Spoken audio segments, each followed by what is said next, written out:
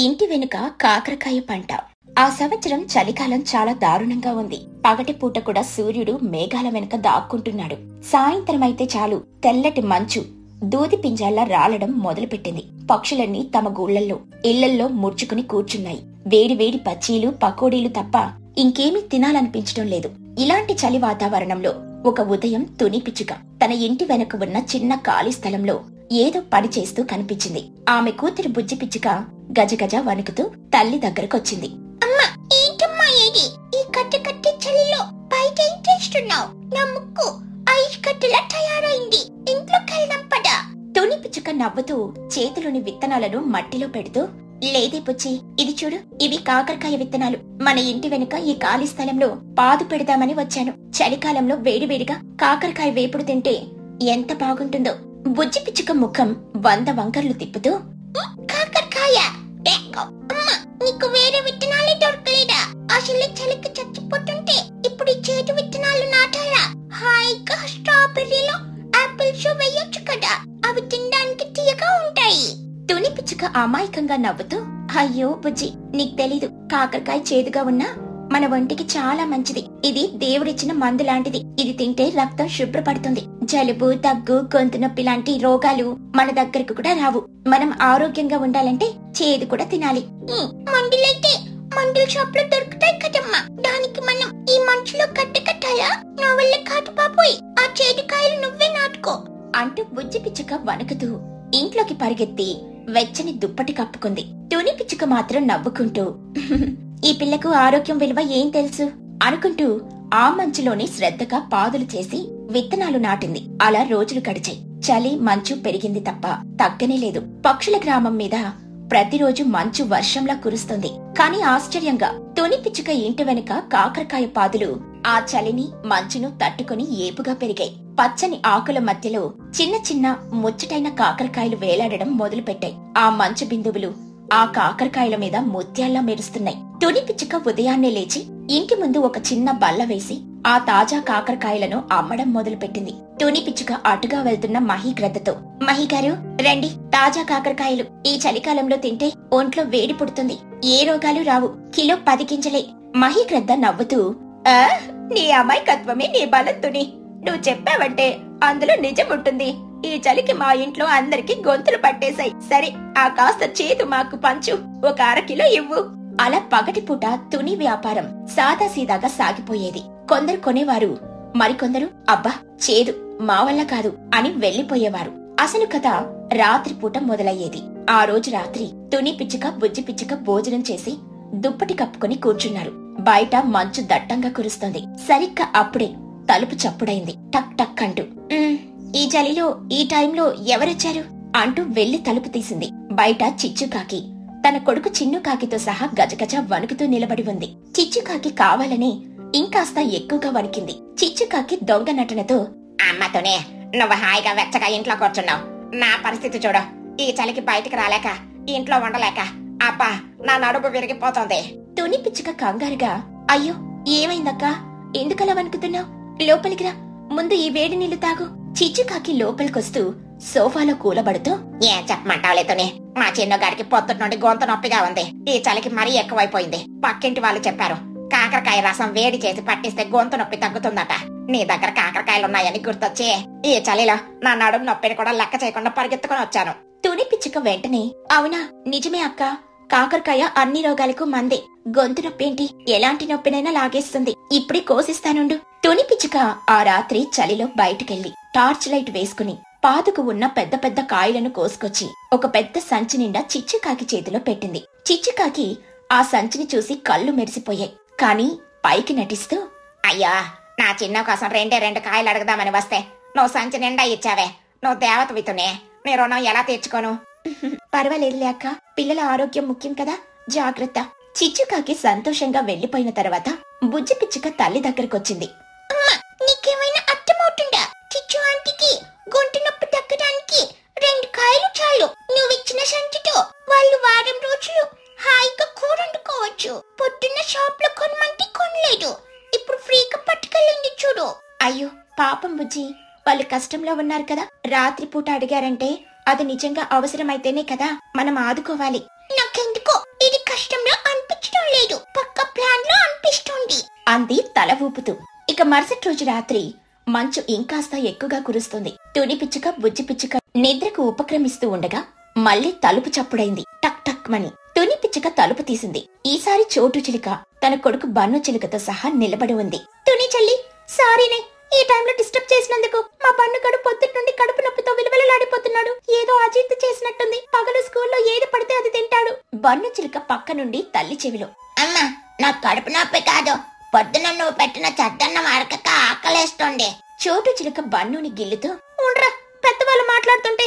మళ్లీ తుని వైపు తిరిగి, అవును తుని, ఎవరో చెప్పారు కాకరకాయ తింటే అజీర్తి తగ్గిపోతుందట. నీ పంట గురించి ఊరంతా చెప్పుకుంటున్నారు. తుని పిచ్చుక అమాయకంగా, నిజమే చోటు, కాకరకాయ జీర్ణశక్తిని పెంచుతుంది, నువ్వు అడగడమే ఆలస్యం అంటూ మళ్లీ ఆ మంచులోకి వెళ్లి ఒక పెద్ద సంచి నిండా కాకరకాయలు తెచ్చి ఇచ్చింది. వాళ్ళు వెళ్లిన తర్వాత బుజ్జి పిచ్చుక కోపంగా తల్లి ముందు నిలబడింది. అమ్మా, ఇది చాలా అన్యాయం. పగలు షాప్ పెట్టి చేదు అని వెళ్ళిపోతున్నారు. రాత్రి కాకాని అందరికి రోగాలు కుట్టొస్తున్నాయా? వాళ్ళు నిన్ను మోసం చేస్తున్నారు. వాళ్ళు నిన్ను వాడుకుంటున్నారు. వాళ్ళు మంచి వాళ్ళు కాదు. నువ్వెందుకు అర్థం చేసుకోవట్లేదు? తుని పిచ్చుక కూతుర్ని దగ్గరికి తీసుకుని, బుజ్జి, అలా అనకూడదు. లోకంలో అందరూ మంచి వాళ్ళే. వాళ్లకు అవసరం ఉంది కాబట్టే అడుగుతున్నారు. రాత్రిపూట ఇంత చలిలో మన ఇంటికొస్తున్నారంటే వాళ్ళకి ఎంత కష్టం ఉందో చూడు. మన దగ్గర ఉన్నప్పుడు లేదు అని చెప్పకూడదు. మనం పంచినంత మాత్రాన మనకేం తక్కువైపోదు కదా. ఆ కాకరకాయ పాదు చూడు, మనం కోసిన కొద్దీ ఇంకా ఎక్కువ కాస్తుంది. మంచితనం కూడా అంతే. మనం ఎంత పంచి పెడితే అంత పెరుగుతుంది. బుజ్జి పిచ్చుక నిట్టూరుస్తూ, అమ్మా, నీ మంచితనానికి ఎప్పుడో ఒకసారి పెద్ద దెబ్బ తగులుతుంది. చూస్తూ ఉండు. నీ అమ్మాయికత్వం నాకు నచ్చడం లేదు. తుని పిచ్చుక నవ్వి ఊరుకుంటుంది. ఆ తర్వాత రాత్రి తుని పిచ్చుక ముందే సిద్ధంగా ఉంది. తలుపు తట్టగానే ఈసారి లూసీ పౌరం, కుహుబాతు ఇద్దరు జంటగా వచ్చారు. హలో తుని గారు, ఈ చలిలో మీ కాకరకాయ పాదు ఎలా ఉందో చూద్దామని వచ్చాం. చాలా గ్రేట్, మీరింత చలిలో కూడా పండిస్తున్నారు. అవును తుని, ఈ మధ్య నాకు రెక్కల నొప్పులుగా ఉంటున్నాయి. రాత్రంతా నిద్ర పట్టడం లేదు. కాకరకాయ తింటే నొప్పులు తగ్గుతాయట. తప్పకుండా, రెక్కల నొప్పులకే కాదు, అన్ని నొప్పులకు పనిచేస్తుంది. ఇదిగో తీసుకోండి అంటూ వాళ్లకు 2 సంచులు నింపిచ్చింది. రోజులు గడుస్తున్న కొద్దీ తుని పిచ్చుక కాకరకాయ పంట ఆ మంచుకి ఇంకా బలంగా తయారై దిగుబడి రెట్టింపైంది. పగలు షాప్లో అమ్మకం తక్కువగా, రాత్రిపూట ఉచిత పంపిణీ ఎక్కువగా జరుగుతోంది. బుజ్జి పిచ్చుక ఇదంతా చూస్తూ వీళ్లకు ఎలా బుద్ధి చెప్పాలా అని ఆలోచిస్తుంటే, తుని పిచ్చుక మాత్రం తన అమాయకపు నవ్వుతో అందరికీ సేవ చేస్తూనే ఉంది. ఒకరోజు రాత్రి చలి విపరీతంగా ఉంది. బయట అడుగు పెట్టలేని పరిస్థితి. మంచు తుఫానులా కురుస్తుంది. అయినా సరే సరిగ్గా భోజనాల టైంకి తలుపు చప్పుడైంది. ఈసారి గ్యాంగ్ మొత్తం వచ్చింది. చిచ్చుకాకి, చోటు చిలుక, లూసీ పావురం, కుహుబాతు అందరూ ఒకరి వెనక ఒకరు ఇంట్లోకొచ్చారు. తుని, ఈ రోజు చలి మరీ ఎక్కువగా ఉంది కదా. నవ్వ బుజ్జి ఒంటరిగా ఉన్నారని కాసేపు కబుర్లు చెప్పిపోదామని వచ్చాను. అవును తుని, నువ్వే మాకు బెస్ట్ ఫ్రెండ్వి. కష్టసుఖాలు మాట్లాడుకుందామని వచ్చాము. తుని పిచ్చుక వారి నాటకాన్ని చూసి బుజ్జి వైపు చూసి కన్ను కీటింది. బుజ్జికి ఆశ్చర్యమేసింది. మా అమ్మ ఎప్పుడు ఇంత తెలివైందయింది అని అనుకుంది. తుని పిచ్చుక నవ్వుతూ, అయ్యో, నా మీద ఇంత ప్రేముందా మీకు? థ్యాంక్స్ అక్క. రండి, మీకోసం వేడి వేడి పాలు కాచేస్తాను. అందరూ వెచ్చని పొయ్యి దగ్గర కూర్చుని కబుర్లు మొదలు పెట్టారు. చిచ్చుకాకి గొంతు సవరించుకుంటూ, అవును తుని, ఆ కాకరకాయలు ఈ మంచికి పాడైపోతాయేమోనని మాకు చాలా బెంగగా ఉంది. పాపం, నువ్వు కష్టపడి పండించావు కదా. తుని పిచ్చుక నవ్వుతూ, ఓ, దాని గురించేనా మీరంతా ఇంత చలిలో ఈ రాత్రి పూట వచ్చింది? నాకేమో నా మీద బెంగతో వచ్చారని అనుకున్నాను. పక్షులన్నీ ఒక్కసారిగా అడ్డంగా దొరికిపోయాయి. ఒకరు ముఖాలొకరు చూసుకున్నారు. చిచ్చుకాకి తడబడుతూ, అది కాదు తుని, నీ మీద బెంగ ప్లస్ కాకరకాయల మీద కూడా బెంగ.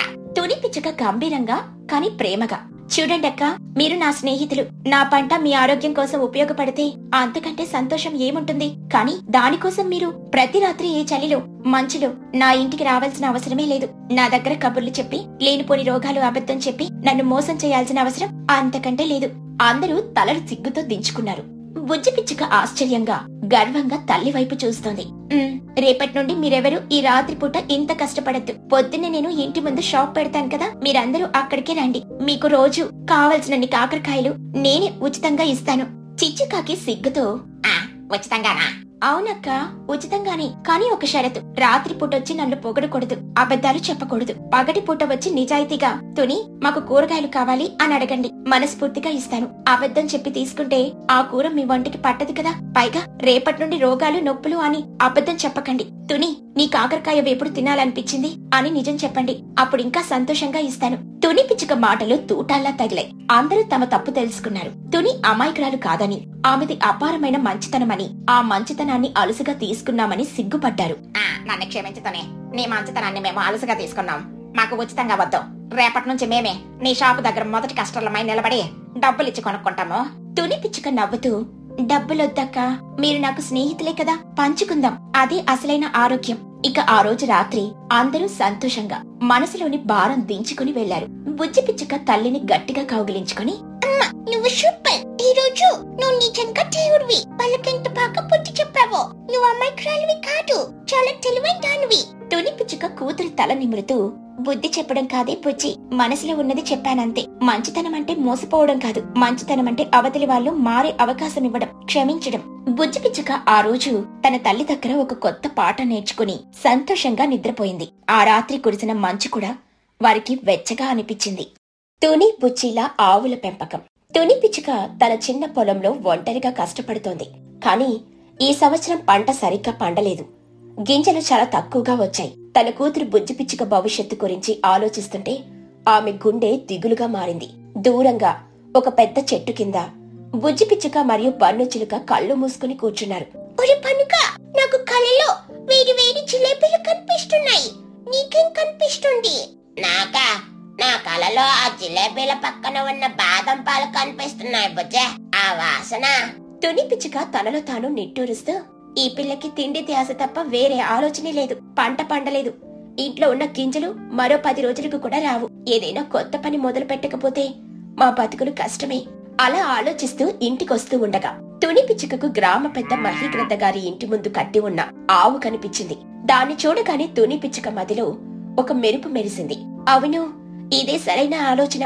మనం కూడా ఒక ఆవును పెంచుకుంటే రోజు పాలమ్ముకోవచ్చు, పెరుగు వెన్న నెయ్యి చేసి అమ్మొచ్చు, మన కష్టాలు తీరుతాయి. ఆమె ఆనందంగా ఇంటికి పరిగెత్తింది. అప్పటికే ఆకలితో ఎదురు చూస్తున్న బుజ్జి పిచ్చుక తల్లిని చూడగానే గిన్నె పట్టుకుని ముందు నిలబడింది. అమ్మా వచ్చావా? చాలా ఆకలిగా ఉంది. పంట గింజలు తెచ్చావా? వాటితో వేడి వేడి ఉప్మా చెయ్యి. బుజ్జి, గింజల గురించి కాదు, నీకో శుభవార్త. మనం ఒక ఆవును కొనబోతున్నాం. బుజ్జి పిచ్చుక ఒక్కసారిగా కళ్ళు పెద్దవి చేసి, అవునా? వావ్, నిజంగానా అమ్మా? అబ్బా, ఆవంటే తాజా పాలు, తాజా మీగడ, తాజా వెన్న. అమ్మా, మనం రోజు పాలకోవా చేసుకోవచ్చా? ఐస్ క్రీమ్ కూడా చేయొచ్చా? తుని పిచ్చుక నవ్వుతూ, అయ్యో నా తిండిపోతు తల్లి, అది తినడానికి కాదు బుజ్జి, అమ్మడానికి. అది చాలా కష్టమైన పని. దానికి రోజు గడ్డి తేవాలి, పాక శుభ్రం చేయాలి, దానికి స్నానం చేయించాలి, పాలు పితకాలి, చాలా పని ఉంటుంది. పనా? అదెంత పనమ్మా? నువ్వేం కంగారు పడుకో, నేను పన్ను ఉన్నావు కదా, మేమిద్దరం మేనేజ్ చేస్తాం. అవునా పన్ను? అవును బుజ్జే, మేమే చూసుకుంటాం. నాకు మేకడంటే చాలా ఇష్టం. మీరు చేస్తానన్న పని ఒక్కరోజైనా పూర్తిగా చేశారా? సరేలే, ఈ ఒక్కసారికి నిన్ను నమ్ముతున్నాను బుజ్జి. కాని ముందు మనకు ఆవు కొనడానికి డబ్బు కావాలి. తుని పిచ్చుక ముఖం మళ్లీ దిగులుగా మారింది. ఆవు కొనడానికి తన దగ్గర సరిపడా డబ్బు లేదు. గ్రామంలో డబ్బు కావాలంటే వెళ్లాల్సింది ఒక్కరి దగ్గరికి, అదే చిచ్చుకాకి. తుని పిచ్చుక భయపడుతూనే చిచ్చుకాకి ఇంటికి వెళ్ళింది. చిచ్చుకాకి అప్పుడే తన వడ్డీ లెక్కల పుస్తకం చూసుకుంటూ నాణాలను లెక్కిస్తోంది. ఏంటితోనే అలా వచ్చావు? ఈ నెల వడ్డీ డబ్బులు తేవడానికి రాలేదు కదా? ఇంకా వారం రోజుల సమయం ఉంది. తుని పిచ్చుక నసుగుతూ, అది కాదు చిచ్చు, నాకు కొంచెం అప్పు కావాలి ఒక ఆవు కొనడానికి. అప్పా, ఆవు కోసమా? తుని, నీకు తెలివుందా? ఆవు ఎంత ఖరీదైందో తెలుసా? దానికి రోజు ఎంత తిండి పెట్టాలో తెలుసా? ఒకవేళ అది పాలు ఇవ్వకపోతే, జబ్బు పడితే నా డబ్బు నాకు ఎవరు తిరిగిస్తారో? దయచేసి అర్థం చేసుకో చిచ్చు, నా కుటుంబం గడవాలి. ఇదే మాకు ఆఖరి ఆశ. నీ ప్రతి పైసా వడ్డీతో సహా తీర్చేస్తాను. వడ్డీ? ఆ మాట చెప్పు. సరే, అప్పిస్తాను, కానీ నా వడ్డీ చాలా ఎక్కువ, 50% వడ్డీ. తుని పిచ్చుక షాక్ అయ్యి, 50%? చిచ్చు, ఇది చాలా ఎక్కువ, దయచేసి కొంచెం తగ్గించు. వ్యాపారంలో దయ ఉండదు తుని. అంతేకాదు, నీకున్న ఆ చిన్న పొలాన్ని నా దగ్గర తాకట్టు పెట్టాలి. డబ్బు తిరిగివ్వకపోతే ఆ పొలం నాదే. ఒప్పుకుంటే చెప్పు, లేదంటే దయచేయి. తుని పిచ్చుక గుండె ఆగినంత పనైంది. తనకున్న ఒక్కగానొక్క పొలాన్ని తాకట్టు పెట్టడం అంటే తన మెడకు తానే ఉరి వేసుకోవడమే. కాని మరో దారి లేదు. ఆ ఒప్పందానికి ఒప్పుకుంది. ఇదంతా చాటుగా చూస్తున్న చిచ్చుకాకి కొడుకు చిన్నుకాకి తన తల్లి చేస్తున్న పనికి చాలా బాధపడ్డాడు. ఇక మరుసటి రోజు తుని పిచ్చుక ఇంటి పెరట్లో ఒక ఆవు కట్టుంది. బుజ్జి పిచ్చుక పన్ను చిలుక దాని చుట్టూ ఆనందంగా గంతులు వేస్తున్నారు. అమ్మా, ఇది చాలా బాగుంది. దీనికి మనం లస్సీ అని పేరు పెడతాం. ఎందుకంటే ఇది మనకు లస్సీ ఇస్తుంది కదా. అయితే పాయసం అని పెడదాం. నాకు పాయసం ఇష్టం బుజ్జే. పేర్లు తర్వాత ముందు పని మొదలు పెట్టండి. బుజ్జి, దానికి గడ్డి తీసుకురా. బన్ను, ఆ పాక శుభ్రం చేయి. అప్పుడే పనా? సరేలే పనుక, నువ్వు వెళ్ళి గడ్డి తీసుకురా. నేను మేనేజర్ కాబట్టి ఇక్కడే ఉండి లస్సీని పర్యవేక్షిస్తాను. అదేంటి బుజ్జే, ఎద్దరమన్నావు కదా. సరేలే, నాకు మేకటిస్తావు కదా, ఇప్పుడే తెస్తాను. బన్ను గడ్డి తెచ్చాడు. బుజ్జి దాన్ని ఆవు ముందు పెట్టింది. కాని ఆవు దాన్ని ముట్టుకోలేదు. బుజ్జిని వింతగా చూసింది. బుజ్జి పిచ్చుక ఆవు చెవిలో మెల్లగా, చూడు లస్సీ, నువ్వు గడ్డి తిని చాలా పాలిస్తే నీకు రోజు ఒక గులాబ్ జామ్ ఇస్తాను, సరేనా? ఆవు ఆ మాటకు బెదిరినట్లు అబ్బా అని గట్టిగా అరిచింది. కష్టం ఫలించింది. ఆవు మంచి పాలివ్వడం మొదలుపెట్టింది. తుని పిచ్చుక, బుజ్జి, బన్ను ఎక్కువగా తుని పిచ్చుక గ్రామంలో పాలమ్మడం మొదలు పెట్టారు. వాళ్ళ మొదటి కస్టమర్లు చోటు చిలుక మరియు లూసీ పావురం. చోటు చిలుక పాల రుచిని చూసి, వావ్ తుని, ఈ పాలు చాలా చిక్కగా రుచిగా ఉన్నాయి. మా బండుగాడికి ఇవి చాలా బాగా నచ్చుతాయి. అవునమ్మా, ముఖ్యంగా బుజ్జి వేటితో పాయసం చేస్తే నాకు చాలా ఇష్టం. పాలు చాలా బాగున్నాయి తుని. నేను రోజు నీ దగ్గరే కొంటాను. నా బట్టల వ్యాపారానికి వెళ్లే ముందు ఈ పాలు తాగితే బలంగా ఉంటుంది. తుని పిచ్చుక వ్యాపారం నెమ్మదిగా మొదలైంది. ఆమెకు చిన్న లాభాలు రావడం మొదలైంది. అంతా సవ్యంగా జరుగుతుంది అనుకుంటున్న తరుణంలో ఒక ఉదయం పెద్ద సమస్య వచ్చింది. తుని పిచ్చుక పాలు పితకడానికి వెళ్లేసరికి లస్సీ నీరసంగా పడుకొనుంది. అది గడ్డి ముట్టుకోవడం లేదు. కళ్ళు కూడా సరిగ్గా తెరవడం లేదు. తుని పిచ్చుక ఆందోళనగా, అయ్యో లస్సీ, ఏమైంది తల్లి? ఎందుకిలా పడుకున్నావు? లే తల్లి లే. బుజ్జి పిచ్చుక నిద్రమత్తులో వచ్చి ఆవుని చూసి, అమ్మా, లస్సీకి ఏమైంది? అది షమ్మి చేస్తుందా? దానికి గులాబ్ జామ్ ఇవ్వలేదని అలిగిందా? బుజ్జి, ఇది ఆట కాదు. దానికి జబ్బు చేసింది. అది పాలివ్వకపోతే మనం పాలు ఎలా అమ్ముతాం? చిచ్చుకాకి అప్పు ఎలా తీరుస్తాం? ఆ దుర్మార్గురాలు మన పొలాన్ని లాక్కుంటుంది బుజ్జి. మనం రోడ్డున పడతాం. తల్లి ఏడవడం బుజ్జి పిచ్చుక ఎప్పుడు చూడలేదు. ఆ క్షణంలో బుజ్జికి పరిస్థితి ఎంత తీవ్రంగా ఉందో అర్థమైంది. ఈ వార్త చిచ్చుకాకి చెవిన కూడా పడింది. బహుశా తన కొడుకు చిన్నుకాకి ద్వారా తెలిసుండొచ్చేమో. చిచ్చుకాకి గర్వంగా నడుచుకుంటూ తుని పిచ్చుక ఇంటికి వచ్చింది. ఓహో అతనే, ఏంట సంగతే? నీ పాల యంత్రం పాడైపోయిందా? చాలా విచారంగా ఉందే. వచ్చే వారం వడ్డీ కట్టాల్సిన రోజు. డబ్బులు సిద్ధంగా ఉన్నాయా? తుని పిచ్చుక కన్నీళ్లు తుడుచుకుంటూ, దయచేసి చిచ్చు, నాకు కొంచెం సమయం ఇవ్వు. దానికి నయమైపోతుంది. ఆ సమయం అంటేనే డబ్బుతోనే. నేను సమయం ఇవ్వను. నేను పొలాలు తీసుకుంటాను. మూటా ముల్లే సర్దుకోవడానికి సిద్ధంగా ఉండవు. చిచ్చుకాకి వెళ్లిపోయింది. బుజ్జి పిచ్చుక కోపంగా, అమ్మా, ఆ చిచ్చుకాకి చాలా చెడ్డది. మనం ఏదో ఒకటి చేయాలి. లక్ష్మిని బతికించుకోవాలి. తుని పిచ్చుక కుప్పకూలిపోయింది. బుజ్జి పిచ్చుక, బన్ను చిలుక, చోటు చిలుక, లూసీ పావురం మరియు తల్లికి తెలియకుండా వచ్చిన చిన్నుకాకి అందరూ తుని చుట్టూ చేరారు. తుని, నువ్వేం భయపడకు. ఆ చిచ్చుకాకిని నీ పొలం తీసుకొనివ్వము. అవునవును, ఆవుకేమైంది? పశువుల వైద్యుని పిలిపించావా? పిలిపించాను లూసీ. ఏదో వింత చెప్పన్నారు. దానికి ఖరీదైన మందులు, ప్రత్యేకమైన దాణా కావాలంట. నా దగ్గర అంత డబ్బు లేదు. అప్పుడు అటుగా వెళ్తున్న కుహుబాతు వాళ్ళ మాటలు విని ఆగింది. నాకు ఆవుల గురించి ఎక్కువ తెలియదు కానీ మూలికల గురించి తెలుసు. నన్ను ఒకసారి ఆ ఆవును చూడనివ్వండి. కుహుబాతు ఆవును పరీక్షగా చూసింది. అదే సమయానికి గ్రామ పెద్ద మహిగ్రద్ద కూడా అక్కడికొచ్చింది. ఆ తుని, జరిగిందంతా విన్నాను. చిచ్చుకాకి అత్యాశ ఈ గ్రామాన్ని నాశనం చేస్తుంది. ముందు మనం ఆవును కాపాడుకుందాం. కుహు, ఏం కావాలి? అమ్మా, దీనికి సంజీవని ఆకు కావాలి. అది మన అడవికి అవతల కొండ మీద మాత్రమే దొరుకుతుంది. త్వరగా తేవాలి. అది వినగానే నడవడం అంటే బద్దకించే బుజ్జి పిచ్చుక ఒక్క అడుగు ముందుకు వేసింది. నేనంటాను, బన్ను, నువ్వు నాటురా. మనం ఆ మూలికను తీసుకొని వద్దాం. బన్ను చిలుక ఆశ్చర్యంగా, నేనా? అడవిలోక? కొండ మీదకా? అక్కడ కనీసం తినడానికి పండ్లైనా ఉంటాయా బుజ్జే? పండ్లు కాదు కదా. ఇప్పుడు మనం వెళ్ళకపోతే మనకు ఉండడానికి ఇల్లు కూడా ఉండదు. బుజ్జి పిచ్చుక, బన్ను చిలుక అడవిలోకి పరిగెత్తారు. అబ్బా, నా కాళ్ళు నొప్పి పుట్టున్నాయి. ఎంత దూరం నడవాలి? నాకు ఆకలిస్తుంది. అక్కడ ఒక రాయి చూడటానికి లడ్డులా ఉంది. ఈ బన్ను కాదు నన్ను ఈ కష్టాల్లోకి లాగాడు. బుజ్జే, గొడవ ఆపి త్వరగా నడు. మనం లస్సీ కోసం, మీ అమ్మ కోసం ఇది చేస్తున్నాం. వాళ్ళు కష్టపడి ఆ కొండెక్కి మూలికలను కనుక్కొని అంతే వేగంగా తిరిగొచ్చారు. కుహుబాతు ఆ మూలికలతో పసరు చేసి లస్సీకి తాగించింది. గ్రామంలోని వాళ్ళందరూ ఆ రాత్రి తుని ఇంటి ముందే ఆందోళనగా ఎదురు చూశారు. మరుసటి రోజు ఉదయం ఒక పెద్దగా అంబా అనే శబ్దానికి తుని పిచ్చుక కళ్ళు తెరిచింది. లస్సీ లేచి నిలబడి గడ్డి తింటోంది. దానికి జబ్బు పూర్తిగా నయమైంది. బుజ్జి పిచ్చుక ఆవును గట్టిగా కౌగిలించుకుని, లస్సీ నువ్వు బ్రతికావు, చూసావా నా మ్యాజిక్ మూలికలు పనిచేశాయి. అందరూ సంతోషంలో ఉండగానే చిచ్చుకాకి అక్కడికొచ్చింది. దాని ముఖం కోపంతో నిండి ఉంది. ఆహా, పండగ చేసుకుంటున్నారా? ఆవు బతికింది, చాలా సంతోషం. కానీ నా డబ్బు సంగతేంటి?